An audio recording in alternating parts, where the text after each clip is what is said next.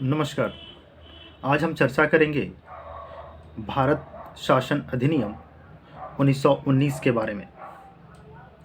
इसे Montagu Chelmsford सुधार के नाम से भी जाना जाता है, जिसे 1921 में लागू किया गया।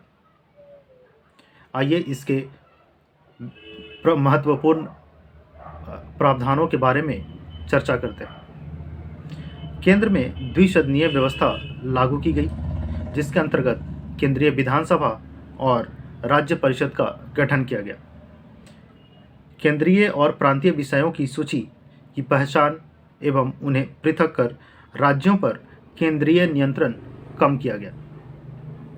प्रांतों में द्वैध शासन प्रणाली की शुरुआत की गई, जिसके जनक लियोनस कार्टियस को कहा जाता है।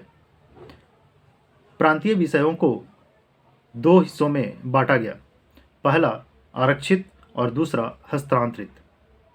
आरक्षित विषय में भूमिकर, वित्त, न्याय, पुलिस, पेंशन, समाचार पत्र, कारखाने आदि सेवाएं थी।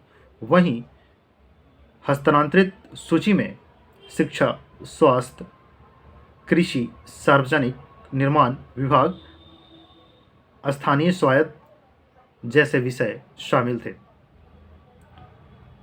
आरक्षित विषयों पर गवर्नर कार्यपालिका की सहायता से शासन करता था, जो विधान परिषद की प्रति उत्तरदायी नहीं था।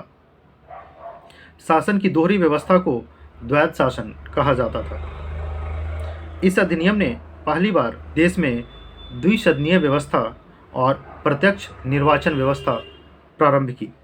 वायसराय की कार्यकारी परिषद के 6 सदस्यों में से 3 सदस्यों का भारतीय होना अनिवार्य था। पृथक निर्वाचन मंडल का विस्तार किया गया।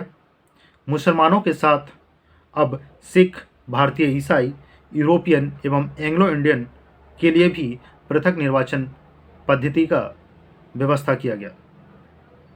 संपत्ति, कर या शिक्षा के आधार पर सीमित संख्या में लोगों को मतदान की व्यवस्था की गई। पहली बार केंद्रीय बजट को राज्यों के बजट से अलग करते हुए राज्य विधानसभाओं को अपना बजट स्वयं तैयार करने का अधिकार दिया गया। इसके तहत एक वैधानिक आयोग का गठन किया गया, जिसका कार्य 10 वर्ष बाद जांच कर अपनी रिपोर्ट प्रस्तुत करना था। धन्यवाद।